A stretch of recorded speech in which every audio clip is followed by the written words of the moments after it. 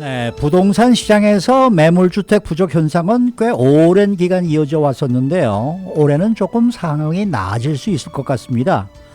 올해 주택을 판매할 계획인 주택 소유주가 5명 가운데 1명이 꼴로 집계가 됐고, 또 점차 높아지는 주택 비용으로 구입자들이 계약을 취소하는 모습도 보이고 있습니다. 아마존이 영역이 점차 커지고 있습니다. 이 아마존이 월마트를 제치고 미국의 의류 소매업계 1위 자리를 차지했습니다. 또 캘리포니아주에서는 다음 달이면은 테마파크들이 문을 열어 롤러코스터를 탈 수 있게 됐는데, 코로나19 방역 수칙에 따라 소리를 지를 수는 없다라는 이야기입니다.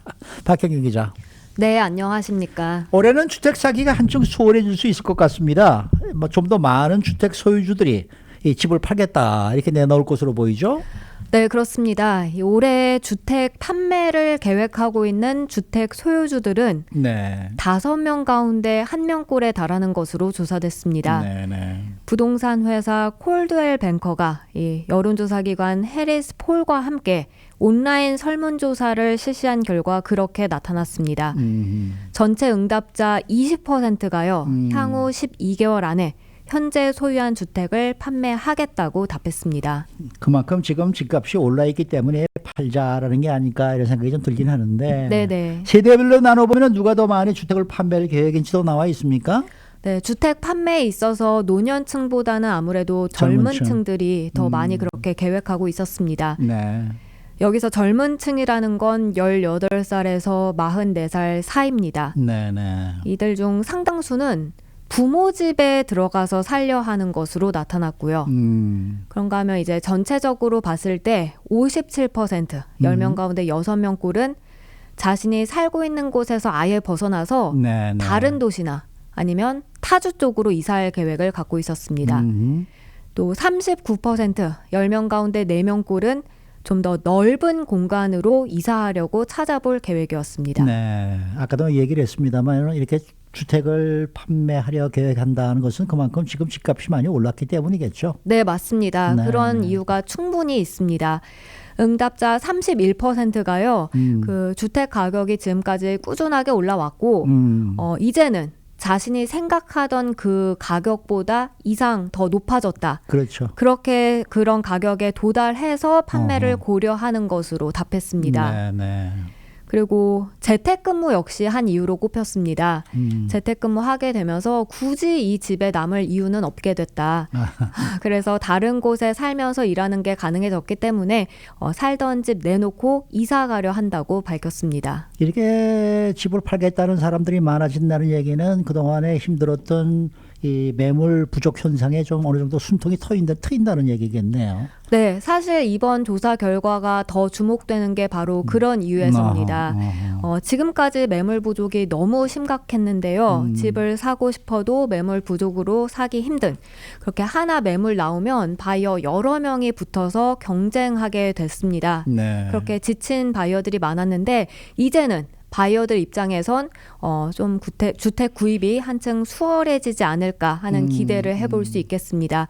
그리고 이미 올 봄 시즌에요. 주택 구입이 핫하다 이런 뉴스까지 함께 들어오고 있습니다. 그런데 이제 주택 구입자들이 말입니다. 이 계약을 맺었다가도 이 치솟는 비용으로 계약을 취소하는 사태가 벌어진다. 이런 뉴스도 지금 들어와 있어요. 네, 그게 이제 전국 주택 건설 협회에 따르면요. 네. 그 목재 등 자재 비용 인상 등이 주택 구입에 있어서 바이어들의 마음을 돌리는 것으로 나타났다고 합니다. 네. 그러니까 지난해 목재 비용이 170% 이상 뛰었다고 해요. 그게 그렇게 되면 주택 한 채를 새롭게 건설하는 데 있어서 24,000달러 정도 평균적으로 비용이 더 들어가는 거라고 합니다. 네. 뿐만 아니라 목재에 더해서 콘크리트, 그리고 메탈, 금속 같은 거, 또 가정용 기기, 그리고 그 밖에 다른 비용들도 일제히 상승했습니다. 코로나19 셧다운에 의해서 그런 공급 체인들의 지연이 생기면서 발생한 그런 비용 상승이었습니다. 이렇게 추가적인 비용이 더 오르게 되자 이제 주택 구입자들은 주택 사려고 했다가도 다시 한번 고려하게 된다는 그렇겠죠. 얘기입니다. 특히 첫 주택 구입자들이 더더욱 그러한데요. 전국 주택 건설 협회의 제리 하워드 CEO는 팍스 비즈니스와 인터뷰에서 첫 주택 구입자들이야말로 이 주택 시장을 움직이는 데 있어서 굉장히 중요한 그런 역할을 하는데 이건 심각한 문제라고 꼬집었습니다. 네, 이 자재 비용도 상승한 것도 상승이지만은 모기지 이자율이 지금 상승하고 또 있는 것도 이것도 큰 이유가 될 것 같아요. 네, 맞습니다. 지난번에도 사실 이 부분에 대해서 언급을 그렇죠. 했습니다만 우리가 얘기를 나눴었죠. 주택 모기지 이자율 최저점에서 오르고 있는데요. 네네. 30년 만기 고정금리 이자율 현재 3.24%입니다. 아이고. 7개월 만에 가장 높은 수준까지 뛴 거고요. 20년짜리는 3.08%, 15년은 2.48% 등입니다. 네네네. 이자율은 근데 앞으로 내려가기보단 앞으로 더 오를 가능성이 훨씬 더 높기 때문에 그렇겠죠. 주택 구입자들에겐 부담이 될 수밖에 없겠습니다. 네. 자, 다음 소식입니다. 아마존이 이제는 의류 업계에서도 1위 자리를 차지했다. 네, 아마존 이용하시는 분들이라면 그 아마존 사이트에 의류 쪽 광고 뜨는 거 보신 적 있을 겁니다. 어허. 그리고 거기서 또 의류 사보신 분들도 계시지 않을까 싶은데요. 아마존이 의류업계 1위를 차지했다고 CNB 방송이 오늘 아침 보도했습니다. 그러면 원래는 1위가 어디였습니까? 바로 월맛이었습니다. 어허. 근데 이번에 월맛을 제치고 아마존이 1위 자리에 올라섰습니다. 웰스파고 추산에 따르면요, 이 아마존 의류 또 신발 쪽 이 판매가 작년 15%가량 늘어났습니다. 그게 전체 규모로 따지면 410억 달러 규모.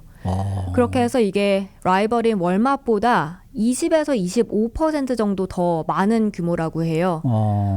그게 다른 것보다 작년 팬데믹으로 온라인 쇼핑 늘어나면서 이제 옷까지도 온라인 쇼핑 아마존 쪽에서 산 게 아닌가 하는 분석입니다. 물론 다른 월마트나 아니면 다른 옷가게들도 온라인 판매를 했습니다만 아마존만큼 사실 온라인 쇼핑이 편한 곳이 없으니까요. 그리고 판매를 이제 의류 쪽으로 많이 집중하면서 아마존에서도 좀 다양한 옷을 판매하고 있어서 이런 쪽으로 많이 사람들이 이용한 것으로 분석되고요. 네. 그래서 이제 필수 그리고 비필수 물건을 아마존 쪽으로 많이 구입한다는 뉴스였습니다. 네, 저는 아마존에서는 옷을 파는지도 몰랐었어요. 아, 그렇습니까?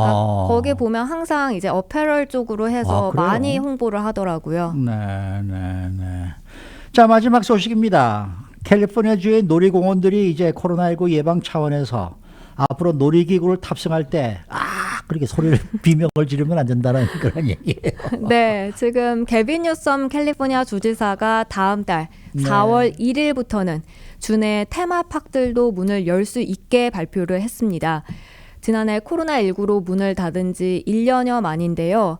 근데 그렇게 롤러코스터까지 이제 탈 수 있게 됐습니다만 주민들은 이전과 다른 지침을 지켜야만 합니다. 캘리포니아 테마파크 연합회 재개장 대책본부는 성공적인 재개장을 위한 새로운 방역 지침을 소개했는데요. 네. 코로나19 바이러스를 함유한 비말 전파를 막기 위해서 방문객들 항상 마스크 착용하고 그리고 여기에 더해서 놀이기구 이런 롤러코스터 같은 그런 놀이기구를 탈 때는 비명 지르지 말라고 규정을 새로 추가했습니다. 일반적으로 큰 소리로 말을 하게 되면 침방울이 더 멀리 튈 수밖에 없는데요. 네. 그런 격한 놀이기구, 좀 무서운 놀이기구를 이용할 때 그때 비명 지르다 마스크까지 벗겨질 수 있고 또 침이 튀면서 바이러스가 전파될까 하는 우려에서입니다. 원래 이런 놀이기구 탈 때는 원래 소리 지르라고 타는 거 아니에요? 저도 그렇게 생각하고 있는데요. 과연 이게 의지대로 소리를 비명을 막을 수 그게 있는지 안 나올 모르겠어요. 수 있겠습니까? 네, 그러게 네? 말입니다. 어떻게 뭐 입을 손으로 이렇게 틀어 막을 수도 없고 말이에요.